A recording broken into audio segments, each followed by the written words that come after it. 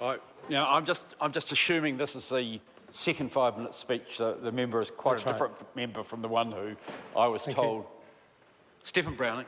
Thank you, Mr. Speaker. So, Budget 2016, and where is the vision for sustainable agriculture?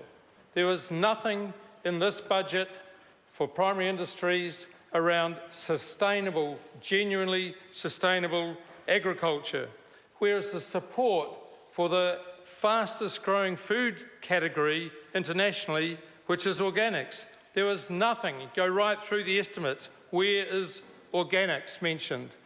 But this government is still pouring in millions into overseas-owned agria, PGG Wrightsons, for forage development. What is the nature of that forage? Is it something we should be budgeting for? I don't think so. A forage that requires something like 3 different herbicides, an insecticide, a bee-killing insecticide, and others to make it theoretically work. Is that sustainable? Is that the sort of thing the government should be budgeting for? Or should it be doing a budget with vision for the fastest growing sector internationally, which is organics? Do our communities want pesticides in their food chain? No, they don't. So why is National supporting what they call innovation when it's actually not sustainable for New Zealand farmers? We don't want pesticides and toxins in our food chain, nor do our customers internationally. The fastest growing sector of the food chain demand is organics. Progressive countries have also, in their budgets, put in pesticide reduction strategies. They aim to take pesticides out of their food chains, out of the environments where their kids play, where the pets are, where we are. They work on that.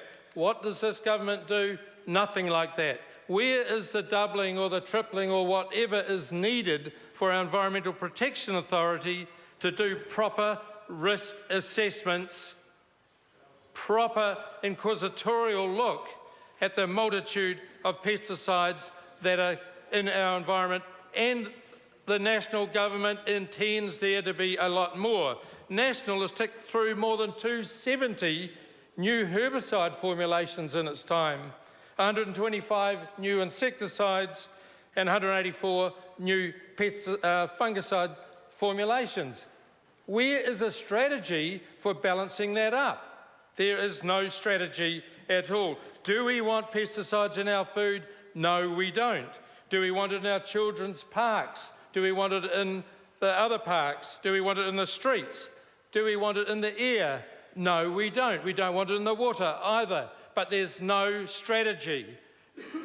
In this budget, there could have been vision, because not only does this vision affect us and our children, it also affects our perception, the perception of New Zealand in the world. So multiplying the budget and the EPA might have gone somewhere towards that. It would have helped when those tourists come in and see those golden street edges of glyphosate.